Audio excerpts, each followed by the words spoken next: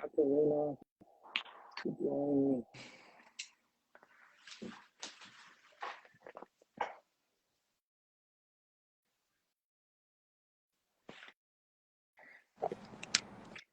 I will be pleased if you accept my invitation. Hello, my friends. Hello. Hello. Hello. How are you Good doing? evening. Thank you. Thank you. Thanks for accepting the invitation and coming here. Happy to see you face to face. Thank you. Thank you, Dr. Ali. How are you? How are you, Dr. Rina? Fine, thank you. Hope all you are fine.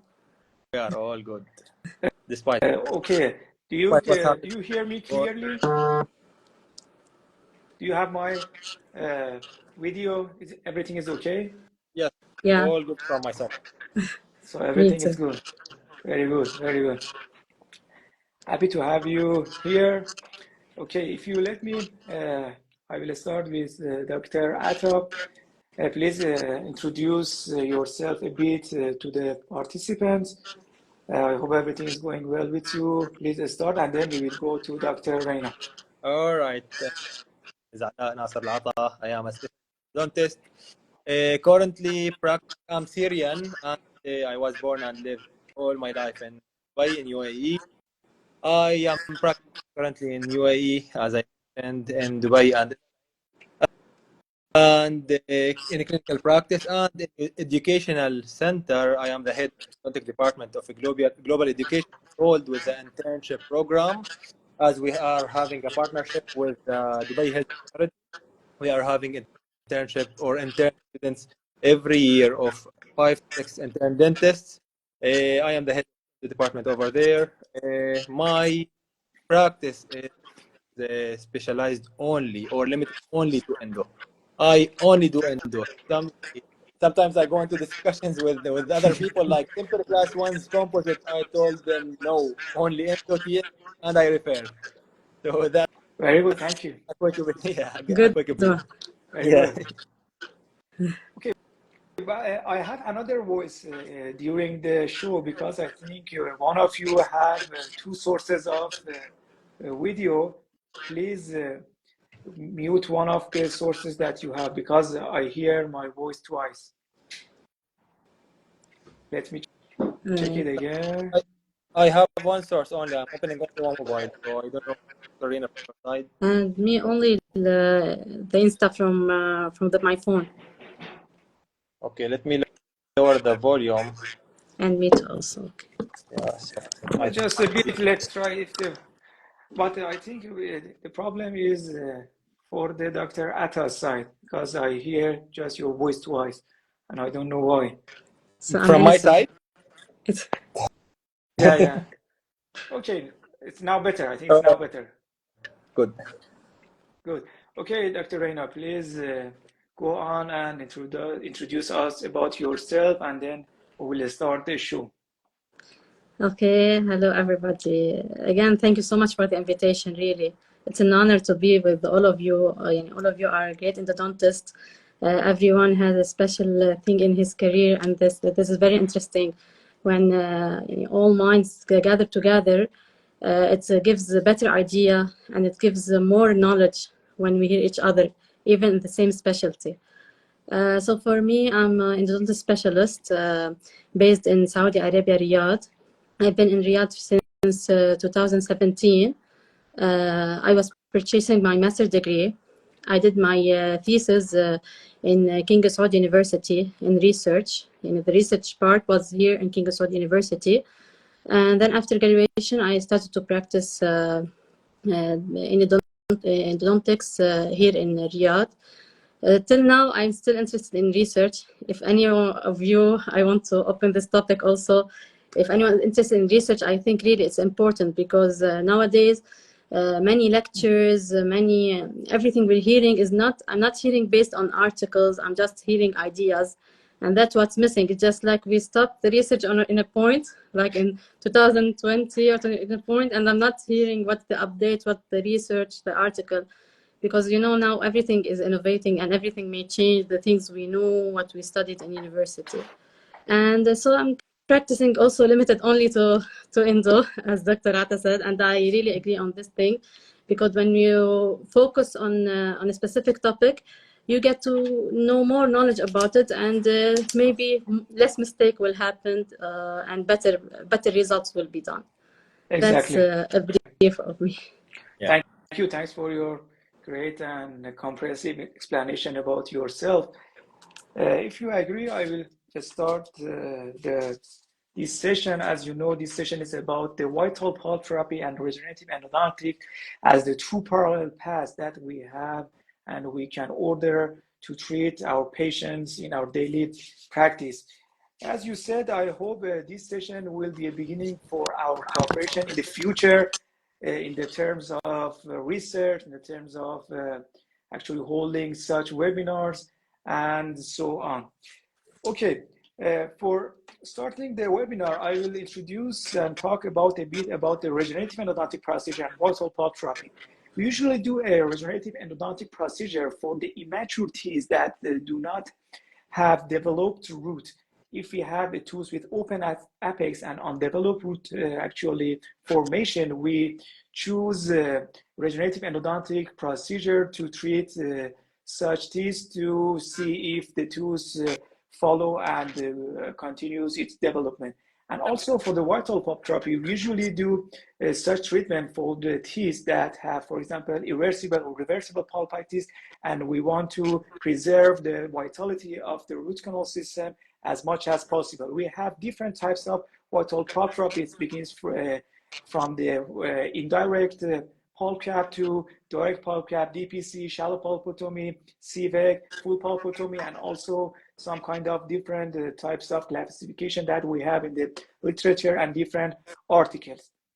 First of all, I just wanted to ask Dr. Atto to start his presentation and share us his cases, and then we will go to ask some question and talk about the concept, about the techniques, and about our beliefs towards the different technique that we use for VPT and regenerative endodontic procedures. Thank you, Dr. Atto. I will ask you to share your screen and start your presentation for us. Yeah, give me a few seconds. Let me flip the mobile phone. Okay, can you see the screen over here? Yeah. Yes. All right. It's good. Perfect. Thank you, Dr. Ali, and thank you, Dr. Rina. This is a pleasure and an honor to share my humble experience with you.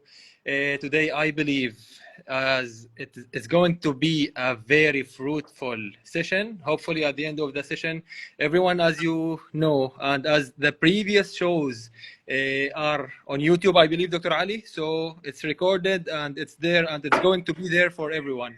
We are sharing knowledge, trying to share knowledge, trying to share our experiences as Dr. Rina based on literature. Sharing experiences alone for me is not good because whatever happens with my hands might not happen with yours, right? So let me start with a quick brief regarding when we talk about vital pulp therapy or regenerative endodontics. Most of the time we are talking about immature teeth. Immature teeth can be in pediatric patients or in adults, right? If we talk about pediatric patients, immature teeth, we see mostly immature teeth in pediatric patients here in UAE. So I have a quick questions that I always ask my colleagues. Who should treat the young permanent teeth endodontically? Is it the pediatric dentist or the endodontist? Because in my beliefs, there are two situations or there are difficulties that we might face both as endodontist or as pediatric dentist. The difficulties of the pediatric dentist are performing a proper endodontic therapy. And when we say endodontic therapy is divided into root canal treatment, divided into vital pulp therapy, divided into non-surgical retreatment. And us as endodontists, in my opinion, the most problem that we face is the behavioral management. So for me, in my practice, when I do vital pulp therapy or when I do regenerative endodontics on immature teeth, I do it as a teamwork.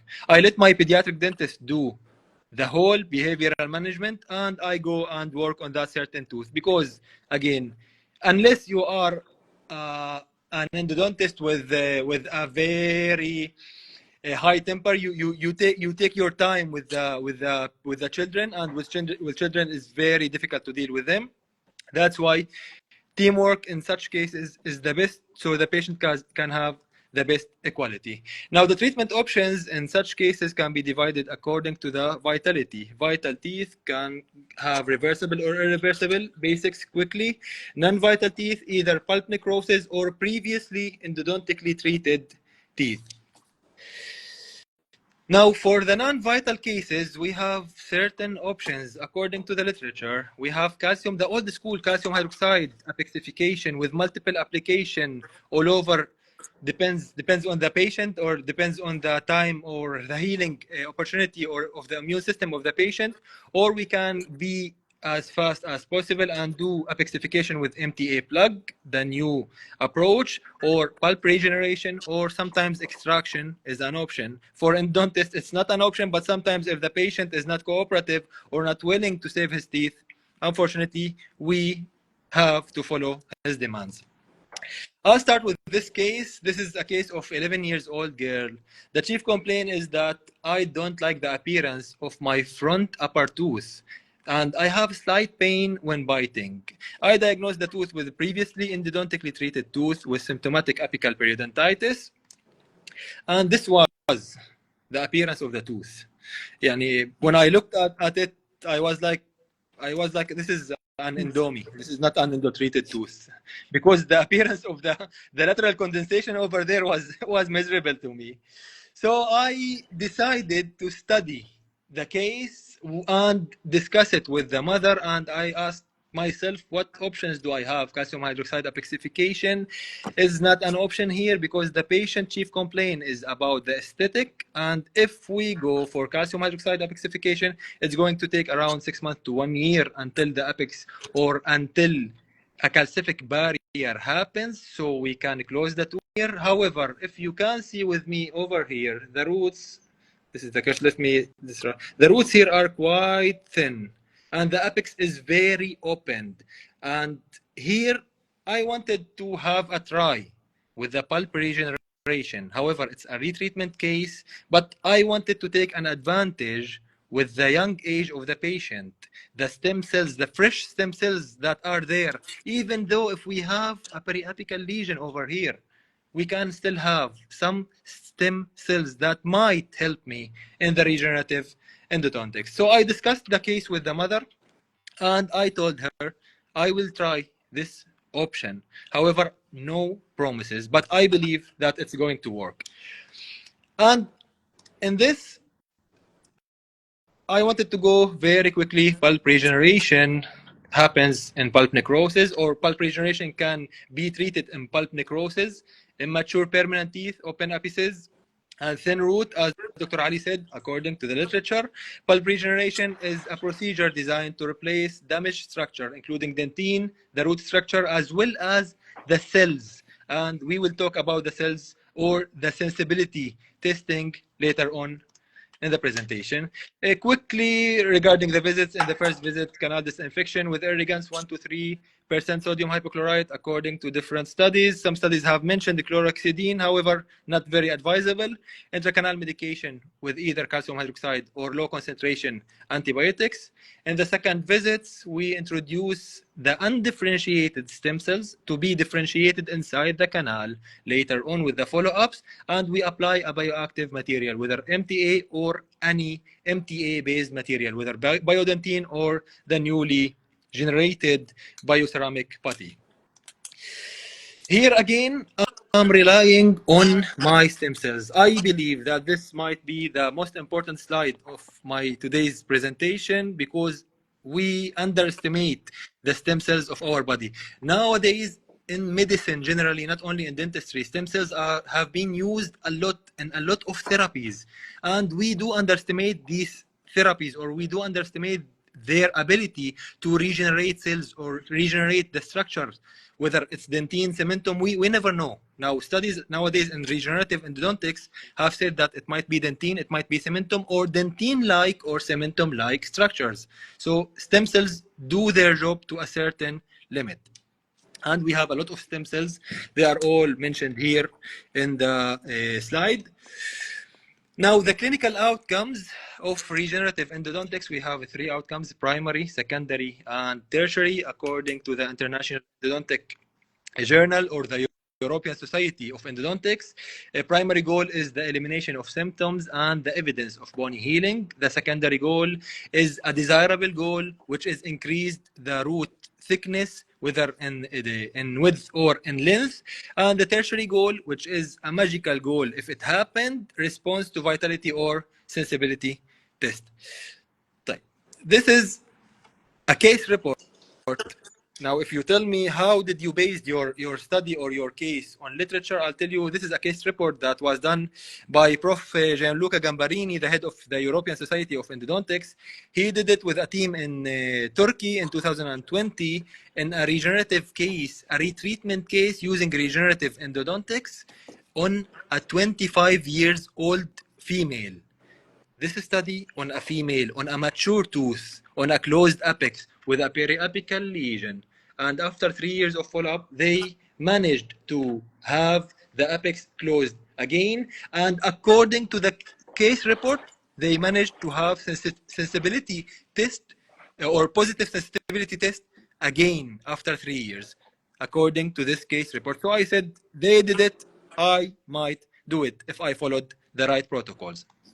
I started removing the gutta and see the periapical lesion through the microscope all the way to the apex. Unfortunately, one gutta got cut here, and it got stuck in the periapical lesion, and I couldn't remove it at all. I used all the ways we have learned back in the school, but I couldn't remove it at all. I took my working length and I applied calcium hydroxide. I could have applied antibiotics, but studies were divergent between the calcium hydroxide and the antibiotics. So I said that there might be no difference. So I applied whatever I had there in the clinic. Calcium hydroxide for 2 weeks. After 2 weeks, the patient still felt some symptoms. So I applied calcium hydroxide all the way to the working length, although it might affect the stem cells. But I did it so I get rid of the symptoms, because even if it affected the stem cells, it wouldn't, in my humble opinion, affect it to that limit that would affect the treatment. The gutta perca was stuck all over there, so I decided to rely on the body's immunity and keep it. I generated bleeding here and blood clot until it formed, and I applied my MTA material. I applied an MTA that is that doesn't discolor the tooth. And anyways, this tooth undergone a composite crown, prefabricated composite crown in the laboratory. So we have done the patient's chief complaint by improving the aesthetic until she reaches 18 years of age. We change it later on to ceramic crown.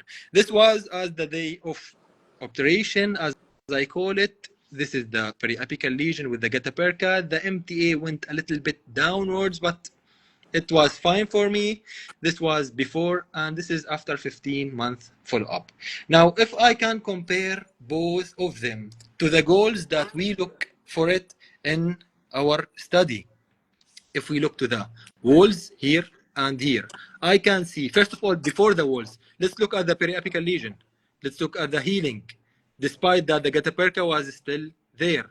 Let's look at the thickness of the wall. Now, okay, I didn't have a much increase in the length. However, I can see some formation of a calcific barrier over here. The sensation is not there after 15 months follow-up. I was supposed to call the patient for 2 years follow-up or for 2 years of follow-up a few weeks ago, but she didn't come, and I wanted to take a CBCT to see the calcific barrier that was formed, but the patient didn't show up. Hopefully later on I can manage to do so. So in my opinion, here I tried my best. I succeeded or not to a certain limit. Yes, I increased the thickness. I increased the power of the tooth, as I can say. The tooth can withstand more forces right now, in my opinion. If I went through the previous treatment option, which is the apical plug with an MTA, I believe that the tooth might get fractured anytime soon. So 15 months follow-up is fine so far. Let's see in the 24th month later on with the patient. Now let's go to the other treatment options. I hope that I can show as much cases as possible, but due to the limitation of the times, we have to be specific to a certain unique cases. Vital cases, we have certain options: partial or fake pulpotomy or apexigenesis, or full pulpotomy that leads to apexigenesis, or extraction again is an option according to many associations worldwide: American, European, Australian, etc. Depends on the patient's age and the patient's cooperation with us, especially that in such cases we talk about kids or we talk about pediatric patients. This is a case that came to me, a 10 years old boy. His chief complaint, severe pain at night in the left side that goes into his ear. The diagnosis, when I looked at the OPG, look at the lower 7. Caries to the pulp. This is the periapical x-ray. Immature tooth. Unerupted tooth with the gum all over there. I don't know how the caries went over there, how the caries reached there. But it happened. The father came to me and he said, imagine Dr. Ali and Dr. Rina, he said that I went to 2 dentists and they told me this tooth is for extraction. Now, logically, if we go back to the OPG, this tooth is for extraction. This tooth is under erupted. The management and the kid is uncooperative. The management of this tooth would be very difficult in my opinion. However, he came in as a walk-in patient that wants the treatment whatsoever. He told me, the father told me, please try to save my son's tooth. I wanted to stay there even if there is 1% chance of success or survival. Now, if I looked here, the best treatment option is to do gingivectomy, whether in laser or in a blade. Using a blade, place my rubber dam and I isolate the tooth very carefully. And I do either, the tooth responded normally, by the way, to the pulp test. I do either partial pulpotomy or full pulpotomy. However, a walk-in patient, uncooperative patient, and the situation as all was very difficult. I told the father that, okay, let me try. Again, the treatment options here, partial and full pulpotomy. Let's go to the studies a little bit before I go back to what I did or what I do. Now, the vital pulp therapy relies on the inflammation level. In vital pulp therapy, we don't really care about inflammation. Inflammation is the first part of the defense in our immune system. We care mostly about infection. That's why in vital pulp therapy, we keep on removing the tissues until we reach to a full healthy areas or before the pulp necrosis and infection can happen. The steps in vital pulp therapy: deep caries that affects the dentine and enamel reaching to the pulp. Tooth is vital, responding normally to sensibility test, as I mentioned. Previously, it was only on immature teeth, but nowadays, immature teeth can undergo using vital pulp therapy. Pulpotomy or partial pulpotomy can be done on both teeth, even on adults.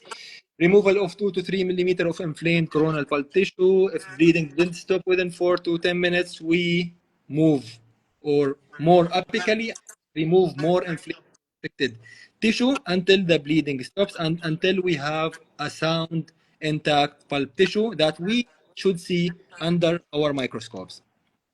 And application of abiotic material. Again, this slide is a very important slide because inside the pulp we have undifferentiated stem cells that will help us in having the immature tooth going to be a mature teeth and preserving the vitality and increasing the strength of the teeth.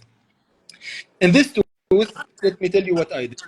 In this tooth, let me open the slide. In this tooth, what I did was exactly like this. I told the father that I will try my best. Yeah. This was a patient between the appointments, and I wanted to take the risk to keep it.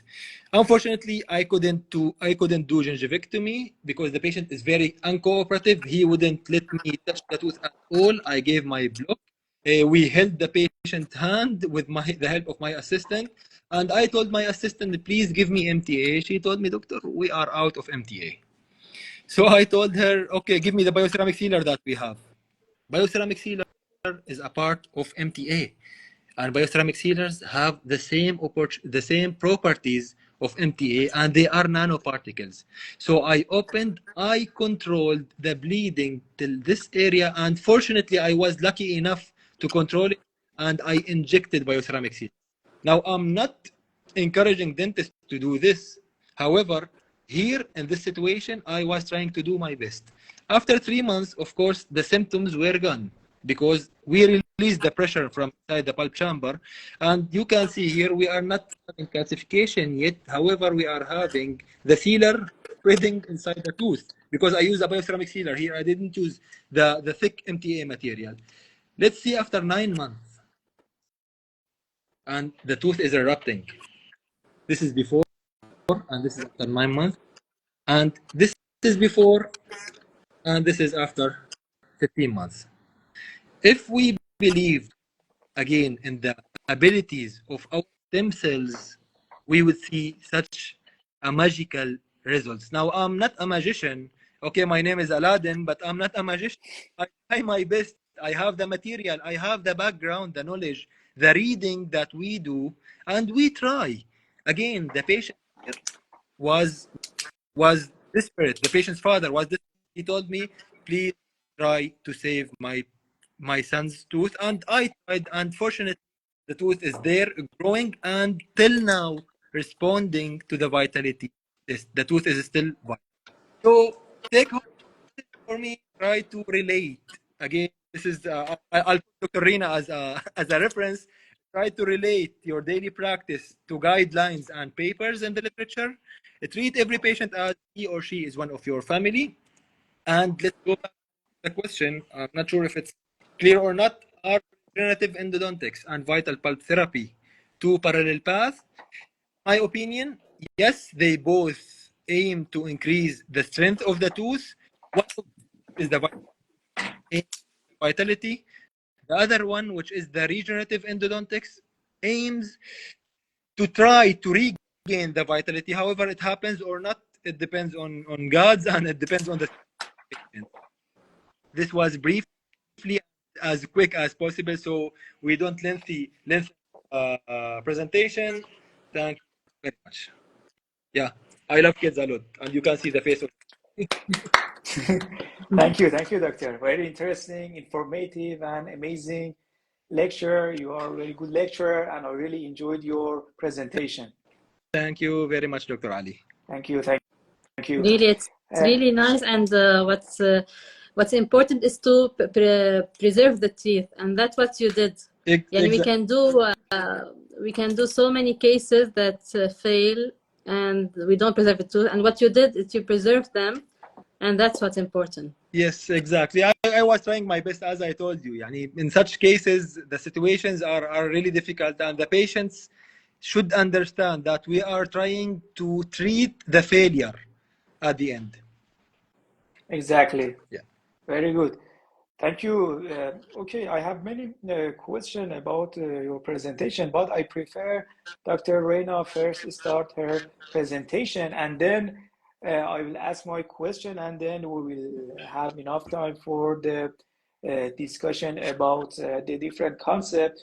But first of all, I want to mention about when we actually maintain the vitality pulp, the most important thing is that we preserve the proprioceptive nerves that inside the root canal system, and you will see that the long-term prognosis and the long-term failure of the teeth will decrease because the patient will not force many occlusal forces on the tooth because of the proprioceptive that are inside the root canal system. In the past, we believe that we have only proprioceptive in the pedial, but nowadays we know that we have proprioceptive nerves inside the root canal system, Exactly. and they have their own rules in the masticatory system, and this is very important for the long-term prognosis of the tooth based on their forces that we use in their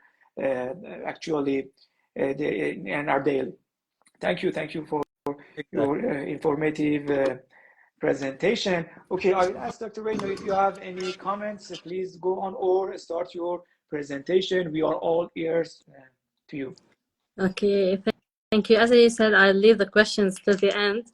And I think Dr. Ala did a great job. Thank I you. don't have comments, Thank of course, because we learned from him many Yeah, things. exactly. Thank you, So Dr. Ina. Thank you. I'll turn my phone for. Okay. So, is it clear? It's clear, I think. Yeah, it's clear. Okay. So as we said, and Dr. Ala started, that our topic is about pulp therapy and regenerative endodontics. First, science is running faster than us. That we should agree, all of us. So we should adapt to the change, adapt to the new concepts. Not only that we have a tooth that we need to do RCT for it. It's more than this. Endo is not only doing root canals; it's also preserving the pulp tissue. And that's what all the subjects nowadays is going towards it. Especially that now we can see more, we have CBCT, we are getting into virtual reality and augmented reality also in endodontics.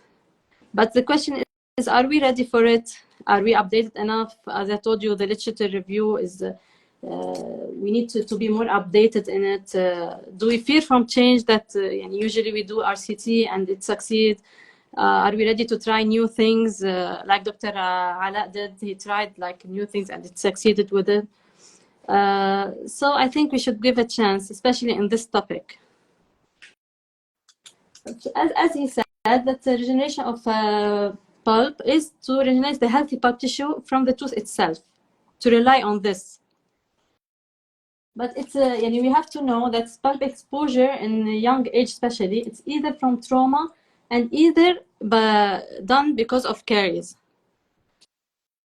What I want to say here, and Dr. Ala mentioned part of it, that we should take in consideration first that if you want to treat the teeth with regenerative endodontics and with special techniques, we should do awareness first to the students and teachers regarding the trauma, because as you know, when the patients come, it's the time, it's very important, and it affects the decision, affects the diagnosis, and it affects many things. Second, regarding, because it's the trauma mainly and even the caries in young age, they are pedodontics patient. So either we should do a teamwork as we discussed, as Dr. A said, it should be a teamwork with the pedodontist, or we should be trained on nitrous oxide gas, because it's really helpful. We can do an endo procedure, like the grown-ups are afraid from doing the RCT. So how's the pediatrics? So I think endodontics also, endodontists themselves should train on nitrous oxide gas use for the cases of the young age. And also the use of CBCT, especially in trauma cases. Here the difficulty is when the patient come with the trauma case, the parents are really afraid. They want to solve the issue, and it's a situation that's not ideal for CBCT. But we should really take it into consideration to see the progress, to see what happened if the bone is affected also. We always forget the part of CBCT because of the situation itself. And really interested, I went to the lecture actually, and what I learned that also that MRI will go into dentistry, and I think this.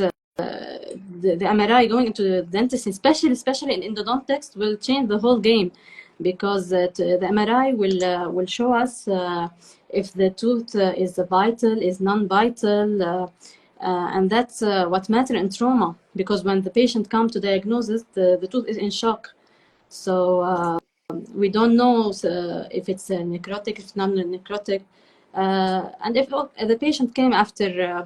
Sometimes they come after 1 year. It's different situation. But I mean, it's really new, the topic of MRI.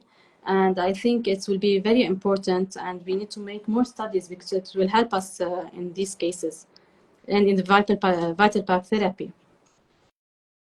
So my first case, the patient came with trauma. He was 11 years old. me now, I learned that always when I have a case of trauma, I don't make so much record because I'm also taking care of the parents, يعني, reassuring them, and also the young patient. They're not so cooperative to taking X-rays and CBCT and procedure. But it's good that I have the follow-ups because in follow-ups the patient is the parents are reassured and the patient is more cooperative. So it was this one, the trauma was done many months ago, and it was a necrotic tooth with symptomatic periapical abscess. What I did is I managed to place a rubber dam. I did copious irrigation, and I used here a diet canal, and I placed double antibiotic. I used here the technique of double antibiotic and not calcium hydroxide. Just a point that before we used the triple antibiotic, but as the literature was going on, they said that some antibiotics make discoloration, so they removed the recycling, and it's now double antibiotic. This is one of the studies that said the use of double antibiotic instead of triple antibiotics because they saw how much this antibiotic affects the color and make discoloration of the crown. I tried here to simplify what we should do. So if anyone want to follow this technique, it will be easy for them. So you just, in the second appointment, you stimulate the bleeding. We want the pulp tissue in the tooth from the tooth itself, so it helps it grow. We put MTA only on the coronal part, and then we wait. Okay. Of course, there is the debate of MTA, biodentine, biosemic. It's another whole topic. But of course, MTA, it's the basics in these methods. So this is the 1-year follow-up. As you see, I only put MTA in the coronal part. I let the tooth by itself to see how it reacts, and especially the patient. First, he didn't come for the 6 months follow-up, so it just no symptoms, no pain, and as you can see, the whole root is formed. So I think, and especially in young age, letting the patient, let the tooth itself grow, we should give it a chance. Of course, if the patient was like 20 years old and or 25 years old, I think it would been different because in young age the tooth development is faster, and still they are in the development stage. Of course, as I told you, there is no pain. The resolution of apical radiolucency, and you can see the increase of the root length and the formation, and that's what matters. What I want. No symptoms and the root formed. So I got the result what I want. As I told you, I didn't document at first, maybe because sometimes these cases you're not so sure what will happen. You don't expect that. It will be, but now I have more trust and confidence that these cases will succeed. Of course, some side effect that time required, that the follow-up, a lot of patients I have, they don't come for follow-up, so I don't know what happened, and this affects the literature review and affects the result that we want to see. And sometimes that there is 2 appointments, the patient doesn't come, or you need the multiple appointment. In these cases, because they are young patients, it may be affected. And the second case, I didn't talk a lot of vital pipe therapy because of time. I specified more in regenerative endodontics for the time of this lecture. But I had a case, the patient, he was 9 years old, he came recent trauma, and the preoperative, I took it, but I didn't have it now as an archive because I just wanted, the parents was so afraid and she was crying because suddenly this happened. He was playing with his friend and he had trauma. So what I Excuse me, did, Dr. Reina. We yes, cannot see the preoperative radiograph. If you change the direction of your phone, we can see, I think we can see it. Go a bit, yeah, go a bit to the right and we can see the preoperative radiograph, I think. no, this is directly in the clinic, the post after directly. But as what I'm saying, I didn't document the preoperative actually because I was so I was reassuring the parents, and but I I got the have point. here. Yeah, we cannot see the actually radiograph you are sharing because it's on the right side of the screen, and I cannot see Doctor, it's not the. directly on the camera. Okay. هلا Yeah, change the position of your camera, and we can okay. see. Now these two X's show. Go a bit to the right. Go a bit to the right. Oh, no, no, the opposite direction. To the opposite direction. Go, go, go. Yeah, it's now better. Okay. So here, the first X-ray, you can see it here. This is Yeah. directly when I implanted the MTA and the composite. The composite was with the help of actually the prosthodontist because it's a large composite. So I wanted it to stay in its place because, as in young patient, that's also a challenge to keep the restoration. And just after 3 months, the symptoms was gone. As you can see, the root was formed, and we're just now following up because also I got what I want for now: no symptoms and reform. Regarding the restoration, of course, it needs follow up because it's a young patient. He might eat on something, it might break. But what I want to say that in Vitapack therapy and in regenerative endodontics, what matters is to have the results that you want to see. Maybe if I put a whole MTA, I would. It's nice on the X-ray, but it's not what I want. I want the tooth to be formed by itself and to have no symptoms. These are some of my cases. Also very important to reach the periapical lesions to heal, of course. And that's it. If you have any questions and answers any questions to answer them, I will be glad to. Thank you. Very good presentation. Yes. Very interesting. I really enjoyed the case that you have shared us. Very informative and really exciting. Okay. If you agree, because I have gathered some information about the regenerative endodontics, but first of all, I want to start with vital pulp therapy to have some discussion about the vital pulp therapy. Do you agree about using calcium hydroxide as the material that we can put on over the vital pulp to do our vital pulp therapy? Do you agree or not? Dr. Atopis, Yes. go on. For me, I do not agree. Calcium hydroxide is a magical material, by the way. It's a very nice material. But however, in vital pulp therapy or as a definitive material, it degenerates or it resorbs by time. So it, as a material resorbing by time, would make some space. Even if we have a dentine bridge forming, I wouldn't trust calcium hydroxide alone in my cases. So I don't prefer using it, especially with the new bioactive materials. Now we are improving and going forward. Why going backwards? And new bioactive materials, they release calcium hydroxide. So you are going to have the effect of calcium hydroxide from the bioactive materials. Exactly.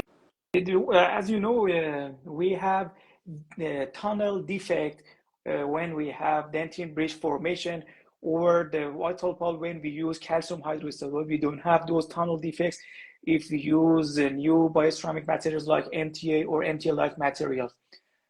Thank you. So your opinion is that we have to shift to new biomaterials that we Yes, for have sure. in the market. For sure. Okay, Dr.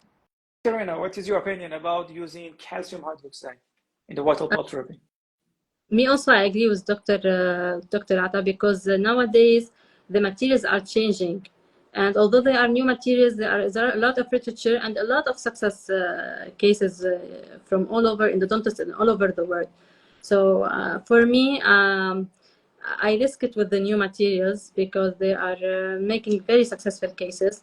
And I think this will be the future. And calcium hydroxide has uses and it's very, very useful, but not in these specific cases. Very good. When you read the literature about the calcium hydroxide, you will see that the success rate of the vital pulp therapy is lower than when we use bioceramic materials and MTA. And when we use bioceramic materials or MTA-like materials in the vital pulp therapy, we have higher rate of success. But recently, I have read a paper that is written by Dr. Domenico Vicucci, which is published in the Journal of Endodontics, and that was really interesting and actually changed my opinion about the calcium hydroxide, about using biomaterials in the vital pulp therapy. I don't know if you have read that study or not. In that study, Dr. Ricucci shows that in the clinical situation, we have the same success rate when we use calcium hydroxide therapy in comparison to MTA material. And that was very interesting for me because he mentioned that in the discussion part of the article and mentioned that the most important part of the success of vital pulp therapy is having a good coronal C. And he mentioned that the many cause of the previous failure of calcium hydroxide vital pulp therapy was due to the lack of good coronal C. And he argued that, he claimed that when we use calcium hydroxide with a good coronal seal, we may have the same success as the MTL-like materials. And that was very interesting. I just wanted to mention that article, and we have to think more about it, but we do not have enough evidence about the calcium hydroxide with high success rate in the field of vital pulp therapy. But I just wanted to mention that that was very interesting for me. What is your opinion? Exactly. I've went through this paper, Dr. Ali, and again, you have mentioned a very important point, in my opinion, that having one paper isn't an evidence. Although Domenico Ricucci is the godfather of vital pulp therapy worldwide in his studies, especially with Dr. Sequeira about the microbiology. So we cannot argue against them for sure. But having one paper isn't an evidence at the end. But it's also in Journal of Endodontics. So yes, of course. I'm not criticizing that paper, but what I'm saying that it's a one paper at the end, even if it's in the Journal of Endodontics. Journal of Endodontics or the American Association of Endodontics haven't published a guideline talking about the calcium hydroxide and the MTA, right? Or about the bioactive materials. That's what I'm talking. A very interesting paper, as you mentioned, but the last point that you said is the most important among all of these. And also, I want that sometimes really, as you said, why we can't rely on one paper. Sometimes cases succeed and we don't know how. And sometimes we do the perfect isolation and like this and it doesn't succeed. So sometimes because it's something in our body. There's bacteria, there is the immune system, there is 1 million factors in my opinion. So that's why. Exactly. In my concern, I don't really trust on the calcium hydroxide because of the tunnel defect that it creates for the new dentin bridge, because it will place a source for the new bacteria invasion to the root canal system. And the main concern is about the tunnel defect that is created by the using of calcium hydroxide in the vital pulp therapy. So my next question is about the most important factor when you are doing vital pulp therapy. In the many articles and literatures and guidelines, it is mentioned that the most important prognostic factor for the success rate of the vital pulp therapy is to control the bleeding of the pulp that you are facing. I want to ask you about the sensitivity test and the test that you did before starting the vital pulp. Did you consider the tests and the result of the sensitivity test? or you just rely on the bleeding control and the actually appearance of the vital pulp when you are doing vital pulp therapy? Okay. Go ahead, Dr. Rina. Yeah. I read the last time that the beating time to stop, it's sometimes from 8 till 15 minutes. So that should be taken into consideration. So after it can stop and we put the material, it's about the follow-up, because it's always people consider that endo treatment should be done in 10 minutes and 5 minutes, and I don't know, these numbers that are not realistic. No, everything, especially in vital pipe therapy, it needs time.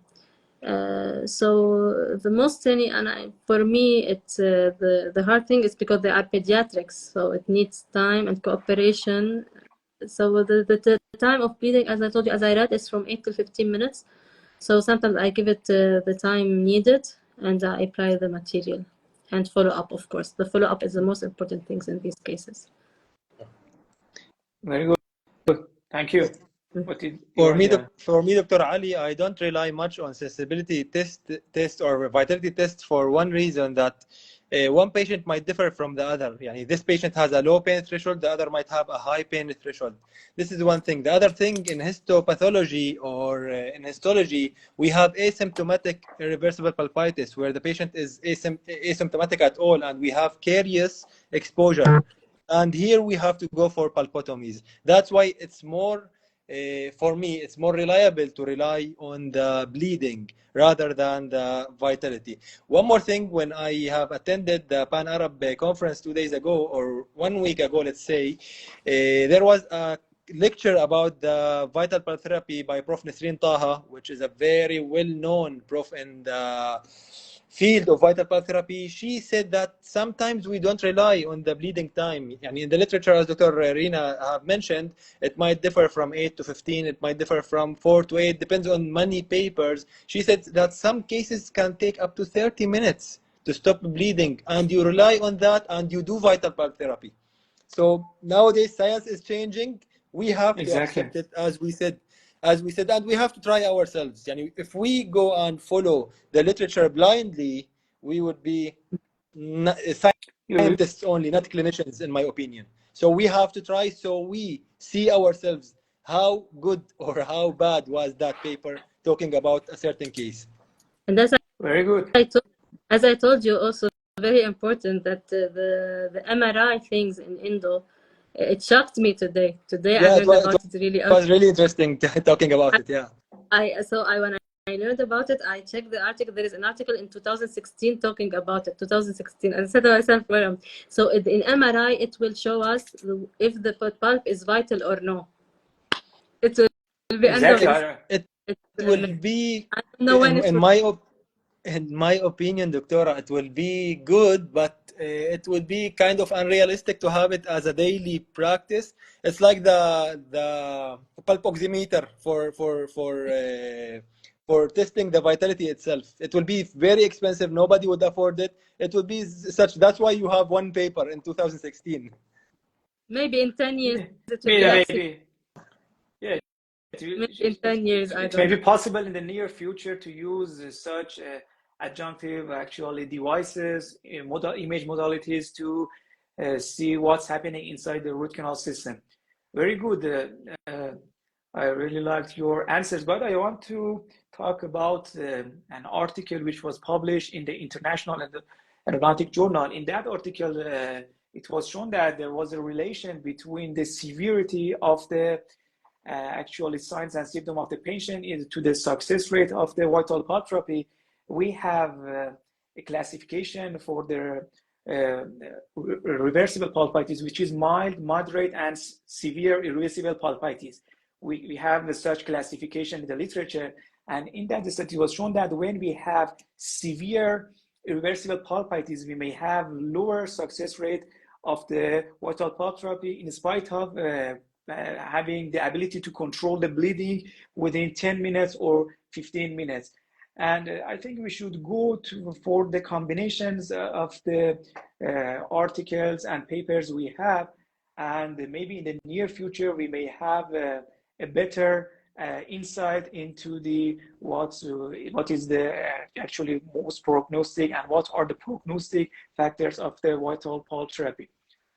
Thank you. Thanks for sharing your knowledge and experiences. But actually, in my daily practice, I really rely on the bleeding control, and especially if I have the dental operating microscope, I try to see the appearance of the vital pulp that I'm facing, because the appearance is very important.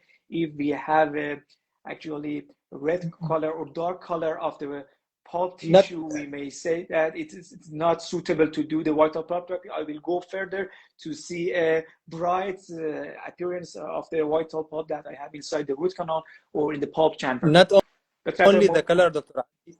One more thing I would like to add is the appearance of the pulp and the attachment of the pulp to the surrounding walls of the dentine.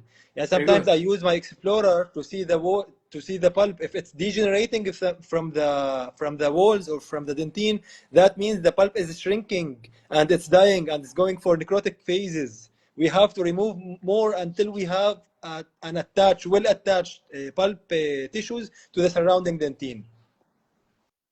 Exactly, that's the point. Very good. Specifically, if we have, I think, if I face exposure that I see any dentin that is infected around the exposure area, I will go to remove all the infected dentin, and I prefer to do more actually aggressive vital pulp therapy, for example, shadow or deep pulpotomy, if I see the dentin that is affected or infected around the area of the exposure. This is one of the criteria that I take into account and into consideration if I do vital pulp therapy. Okay, if you agree, I will share some articles and some tables about the regenerative endodontic procedure, and then we will discuss about the things and the information I share you. Okay, let me change the direction of my camera.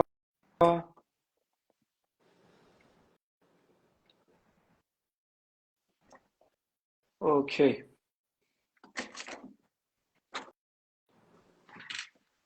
I don't know if you can see it clearly. This is the brief explanation about the procedure that we do in the regenerative endodontic in our daily practice. In the first appointment, we usually do the root canal treatment, and we disinfect the root canal system as much as possible, especially with the sodium hypochlorite, and then we dry the root canal system and we use medicament inside the root canal. As you said, we can use calcium hydroxide and antibiotic paste. We can use triple or double antibiotic paste. We don't have any difference based on the articles between the DAP and TAP in the terms of the success rate of the regenerative endodontic procedure. In the second session, we go to finish our job, and in the second session, it's very important to use preleucine as the anesthesia agent, because we do not want to use any vasoconstrictor that will hinder the bleeding in the root canal system, and we have to use and local anesthesia that do not have any vasoconstrictor in its solution. Then we try to actually provoke bleeding in the root canal system, and then we use MTA like material over the blood clot that we created inside the root canal, and then we fill the coronal part of the root canal system. We also have another approach. We can use PRP or PRF to provoke and actually as a scaffold to have the regenerative endodontic procedure. And finally, I will ask you about the PRP and PRF, if you agree, or when you use the PRP and PRF in the regenerative endodontic procedure. I shared this actually diagram from an article, which is the expert consensus on the regenerative endodontic procedure. This is a very interesting article, and I really like, because this is one of the articles and papers that we have that talked about the whole procedure that we have to follow on the regenerative endodontic procedure. But let me go more deep inside the article that I talked about. in this article, it was suggested that we can use CBCT in the follow-up session. I don't know if you have experience of using CBCT for the follow-up cases of your regenerative endodontics, but in this article, it was suggested that we can use CBCT. In the past, it was not actually reasonable to use CBCT, but nowadays, we know that the CBCT can be safe as the periapical or OPG radiograph, so we can consider it as one of the image modalities to do the follow-up of the regenerative endodontics procedures. Okay, let me go for this article. In this article, it talks about the regenerative endodontic procedure in the maturities. Is it possible to do the endodontic procedure in the maturities? And in this article, it was mentioned that the success rate of the regenerative endodontic procedure is as high as when we do the such procedure in the necrotic pulp with immaturities. And I just want to ask you in the final, if you have experience of doing the regenerative endodontic procedure, is it reasonable? Is it actually logical to do REP procedure in the mature teeth? But we have enough and good evidences about the success rate of the REP in the mature permanent teeth. And also I want to talk about the single visit regenerative endodontic procedure, because as you know, one of the main challenges of the regenerative endodontic procedure is to do it in 2 sessions. Specifically, many of the cases are the child and the pediatric patients, and it is hard to ask them to come for 2 sessions. If we want to PRP or PRF, it depends on their collaboration and the behavioral management. But some articles suggested that we can do single visit regenerative endodontic procedure, which has the high success rate as a comparison and as high as the multiple and 2 visit regenerative endodontic procedure. I have found 2 articles, and in both articles it was mentioned that we can do regenerative endodontic procedure in 1 single visit, and I will talk about the protocol that was mentioned in the articles at the final. And also, this is another article which was published in Oral Health Preventive Dentistry in 2023, which is a systematic review and meta-analysis based on the randomized controlled trials. And in this article, it was shown again that the success rate of the regenerative endodontic procedure is the same for necrotic immature or mature permanent teeth. Okay, let me change my camera again.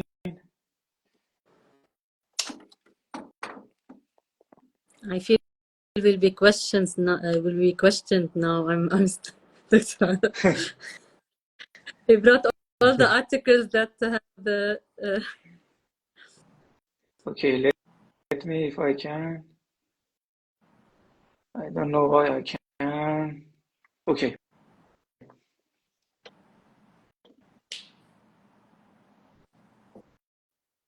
Okay, welcome back. Okay, thank you. Okay, let's go step by step to the articles that I have talked about. What is your idea about doing a regenerative endodontic procedure actually for mature teeth? Do you have the experience of doing regenerative endodontic procedure in the mature teeth, or you just consider that option for the immature teeth? Hard question. You can. Okay. Okay, for mature teeth, for me, it depends actually, or for me, this point is very important and dependent on where are you practicing. The awareness and how education or how educated is your patient is very important. I haven't experienced, to be honest with you, doing regenerative endodontics on a mature tooth. However, I have experience doing vital pulp therapy, as I consider it as a part of regeneration on a mature tooth. But regeneration or regenerative endodontics of a necrotic tooth and a mature tooth at the same time, I haven't experienced, because the quality of patients or the type of patients that comes to us here plays a major role in this. Yeah, especially that the patients that comes with pain, and this comes again to the single visit regenerative endodontics. If patient is feeling pain, يعني, and you are going to do a single visit regenerative endodontics, it doesn't make sense for me. You have to assure at least that the symptoms have subsided. Very good, very good, very good idea, very good concept. Okay, what is your concept, Dr. Reina, about Yeah. the doing regenerative endodontic procedure in maturities? Have you Uh, experienced? of course, it's I went to many lectures talking about this topic, but I think even for myself, and I always take the patient as I consider if I myself, if I was a patient, will accept the idea or no. Even for me, it's a new concept. Maybe I'll try it, but my patient, until now, they are with the concept of root canal treatment. It's very hard to convince them with such procedure, especially that we don't know if it will be successful or no.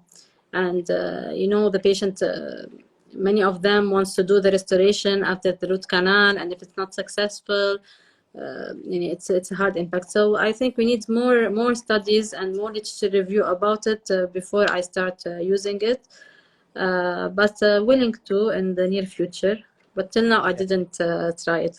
I tried it in mature no.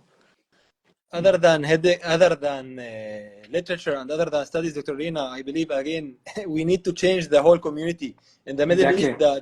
The mindset over there is not willing to wait whether it's successful or not, to wait if I'm going to feel or not. As long as I'm not having any pain, just do whatever you want and just get rid of that pain. That's the mindset in the Middle East, unfortunately. That's the right point, because I share that because I want to talk about this concept, but in my opinion, it is not reasonable to do such a treatment for maturities in the daily practice because it doesn't bring us any extra benefit. Exactly. Okay, we do regenerative endodontic or regenerative endodontic in the maturities. What's the point? What's the difference between doing the ordinary root canal treatment and the regenerative endodontic procedure in maturities? And my question was about the differences, and I haven't found any answer to this question yet. Maybe in the near future we may have some different concept, and we may change to the doing regenerative endodontic procedure for every cases. But nowadays we stand at the point that root canal treatment has its own role and place in the field of the endodontic treatment. And also about the one visit regenerative endodontic procedure, Dr. Atta said that he is eager to see the relief of the symptoms and signs of the patient to complete the regenerative endodontic procedure. But the other side of the two sessions is that some patients prefer to do the treatment in one session, and they want to do, as you know, the single visit treatment is very actually patients' preferences in many areas and in many exactly for many patients. all over the world right now. But in regenerative endodontics, because it's a questionable procedure, that's why I prefer. But in normal treatments, non-surgical retreatment, non-surgical root canal treatment, we would go for single visit, of course. But again, I was questioning the paper that you have shown, the second or third paper about the single visit regenerative endodontics. Yeah. It was a systematic review which has shown that the success rate is the same as the two visit actually appointment, and the disinfection protocol is this. The first we disinfect the root canal system with sodium hypochlorite, and then we rinse the root canal system with normal saline, and then we disinfect the root canal system with chlorhexidine again, and then we rinse the root canal system with normal saline, and finally we rinse the root canal system with EDTA as the final irrigation to extract the growth factors. And then fill the root canal system with the blood clot, and then complete the session in one visit, and we see the same result. Because I think as the other part of the endodontic treatment procedure, the most important part of the treatment is to disinfect the root canal system as much as possible. Why we put medicament in the root canal system? Because we want to lower the actually COF of the bacteria inside the root canal system. If we are able, we can be able, because we have ultrasonic activation, we have sonic activation, we have laser assisted disinfection, and we can disinfect the root canal system as much as possible in only one visit. As we have now, we can say that we can do root canal treatment in the necrotic disc, in the apical abscess in one visit, if we are able to actually completely dry the root canal system and we don't have any persistence of the drainage in the root canal system. Because it is more cost benefit and more actually user friendly and patient friendly. Exactly. But regenerative endodontics, still till now, the one session, because you are doing a procedure that you want the body and the cells in the body to help you, and it's not only you're putting a material. And that's first, if we put calcium hydroxide or a double antibiotic or triple antibiotic, it needs time to work. You can't put it and after 5 minutes, okay, please give me the results. First, then for the body, like when you are injured and you want your body to heal, it needs time. So cells they don't work in our bodies with minutes. They need days. And that's why I think that to the 2 sessions will give better prognosis, better results and better prognosis, because it needs time to our cells in the body to work. We need to give it time, not only minutes. It needs days. Yeah, exactly, because we have some cases that we see after one session, the signs and symptoms are not relieved completely, and we change the medicament. For example, we may shift from calcium oxide to antibiotic, or from the antibiotic paste to the calcium oxide to see the relief of the signs and symptoms. We have the chance, but if we do it in one visit, we don't have the chance to change the direction of our treatment and do another intracanal disinfection and medicament again. Thank you. And then I want to talk about you. Do you believe that we have regeneration of the root canal system nowadays, or we have the repair and revitalization of the root canal system? Because the terminology is very important. And again, I want just to mention an article which is published by Dr. Domenico Riccucci in the Journal of Endodontics, which is a case, I think it was a premolar case, which had underwent regenerative endodontic procedure. He extracted the tooth and sectioned the tooth and examined the tooth under the microscope, and it was shown that we have repair instead of the regenerative and regeneration inside the root canal system, and that is actually the scientist-centered outcome that we should follow. Okay, what is your idea about the regeneration and repair? Do you believe that we have regeneration inside the root canal system, or many cases are just repair? Because repair it means that we have something like the pulp tissue. It is not the exact. And the main concern is that, as you said, we are looking forward to seeing the root development. We want to see the thickness of the dentin wall is increasing. We want to see the length of the tooth is increasing. Is it really actually the dentin or the composition of the vital pulp that is completely equal to the previous vital pulp, or it is something just like the cementon-like material or bone-like material? As we have in many articles, it was said that the tissues are just the same and not equal to the vital pulp in the ordinary or in the normal tooth. Yeah, actually, it's a nice talk. It's interesting because it made me think it's for the concept. But I think because regeneration is for necrotic tooth, and usually necrotic tooth, the pulp already, it's not only damaged. Maybe we need to do more histological cut to see if some cells are alive. But usually the necrotic, the pulp is already damaged, all of it. That's why regenerate. And when I see like the case that I did, it's really from months the apex was open. I don't know if I didn't do this procedure, if the root itself would be regenerated and it will be formed, and the root will be formed. That's why, because it's necrotic, I think we are regenerating, are helping it to regenerate. We are helping, maybe not repairing, because as I said, it's necrotic. But it's also, there are, and it's a vocabulary term, so it needs discussion. Very good. I have found that article. Let me show you the article on my screen, and let's check the article, which I really like. This is the article which was published by Dr. Domenico Ricucci and colleagues, which is an immunofluorescent study to analyze wound healing outcome of regenerative endodontic in an immature premolar. As I said, it was a premolar test. Let me go to the histological section of the tooth. I really like this session. As you see, the new dentine is not completely attached to the previous dentine that we have, and this is the main concern about the regenerative endodontic procedure. Because we are looking forward to the increase in the thickness of the dentine, but it was shown that the increase in the thickness of the dentine is not completely attached to the previous dentine that we have, and that can be main drawback of the regenerative endodontic procedure in the human actually pulp tissue, because if we do not have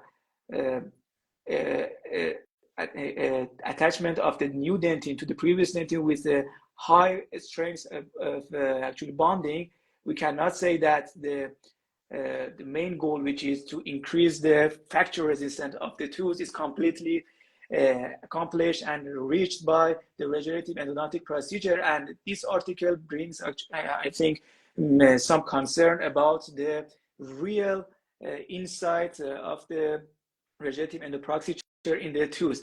We have to do more histological examination of the teeth and the tooth that we have treated under the regenerative endodontic procedure. But in this article, it was shown that many growth factor, many signals are the same as the main pulp tissue that we may have.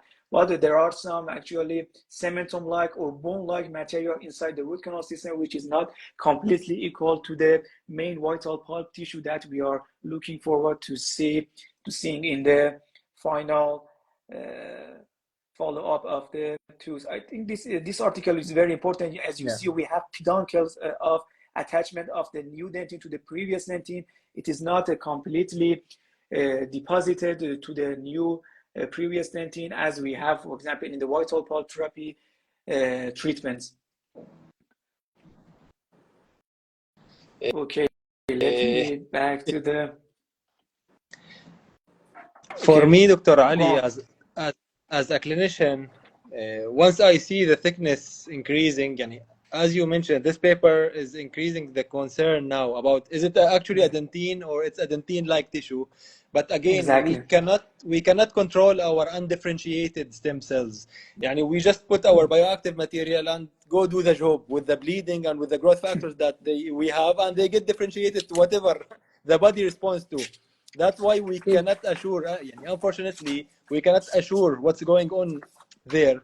We care mostly as clinicians at the appearance of the radiographs and at how long does the tooth is going to live. And at the end of the day, regenerative endodontics for me, if I want to be a realistic, it's the future for us as endodontists. But exactly. Is it a future for the companies? Is it the future? We are going to have a war with the implant companies, regenerating the teeth again and having the teeth again strong. We are not going to succeed for sure. We have the prosthodontists, the periodontists, and the oral surgeons against us. Dr. Ali, it's a hard topic, making it harder. Yeah. It's the hard topic. Exactly.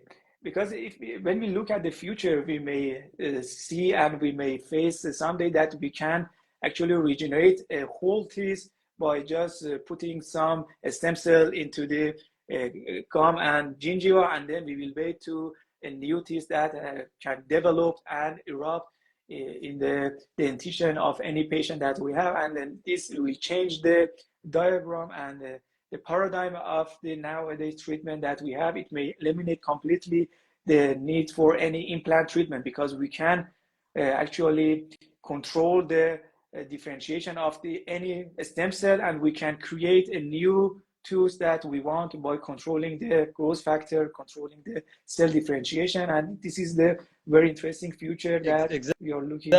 Exactly.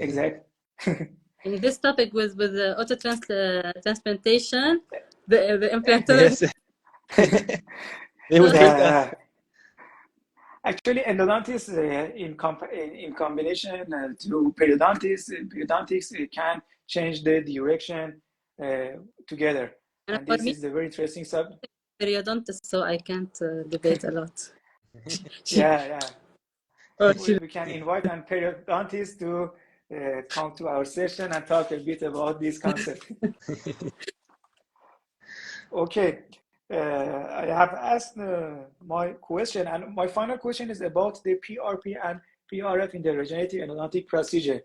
Do you prefer to use this because the main problem of this is the patient management and the behavioral management of the patient because especially the child, the patients cannot tolerate to have blood and such actually procedure to do PRP and PRF. What is your concept about using PRP and PRF in the procedure? For me, it actually depends on the patient's age. The younger the patients, the less we need the PRP and the PRF, as we are going to have growth Exactly. factors inside the tooth. So it's dependent on the patient's age, actually.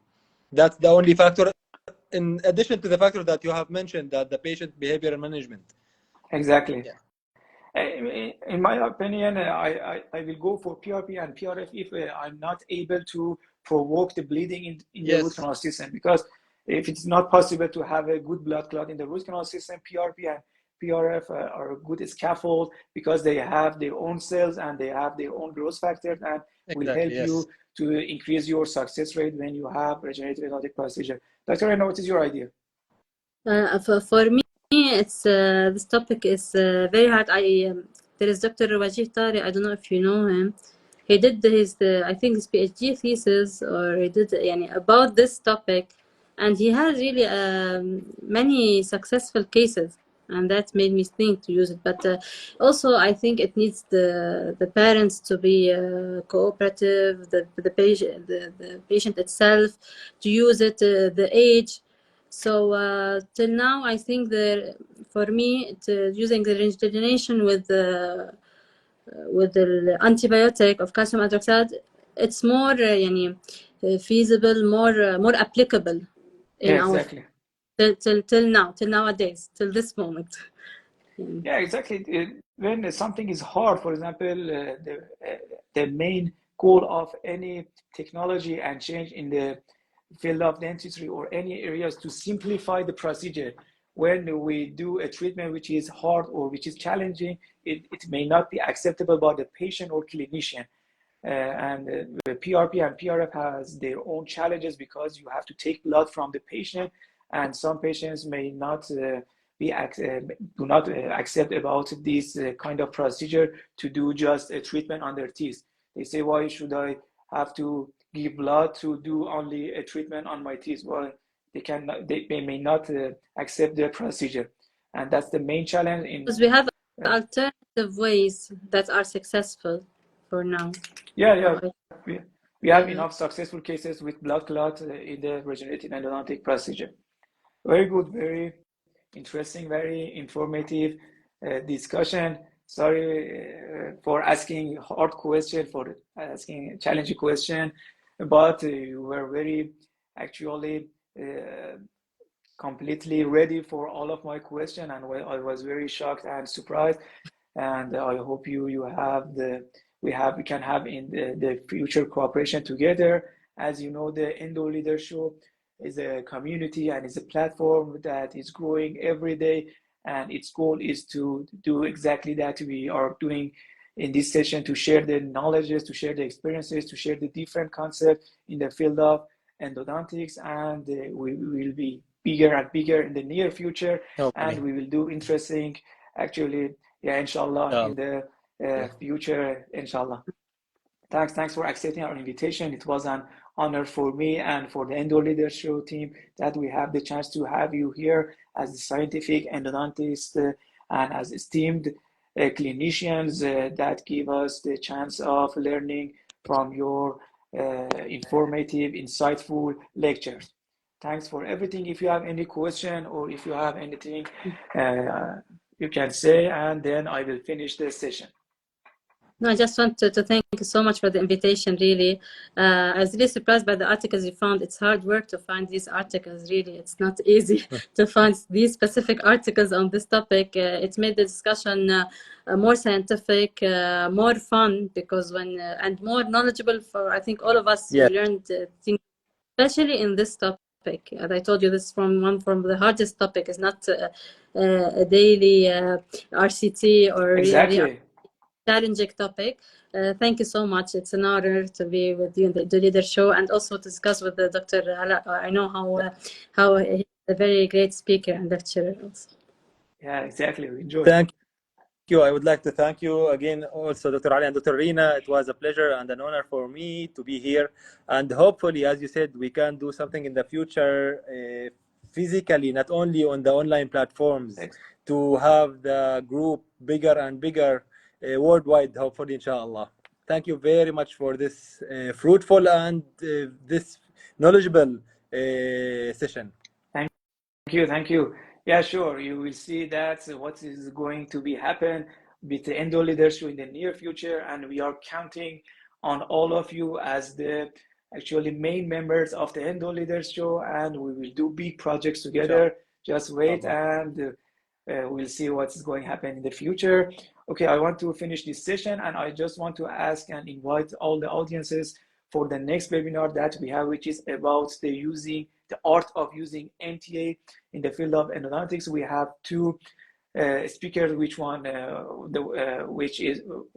them is from Iran, Dr. Parisa Sanayrat, and the other is from Japan, which is Dr. Takashi Umeda, and we are looking forward to learning from them about the title of using MTA in the field of endodontics. Thanks for everything. Thanks for joining us. Hope you and wish you the best in the daily life. Thanks for everything. Have a good night. Thank you. Thank you. Good night. Take care. Thank Bye. you. Good night. Bye. Bye.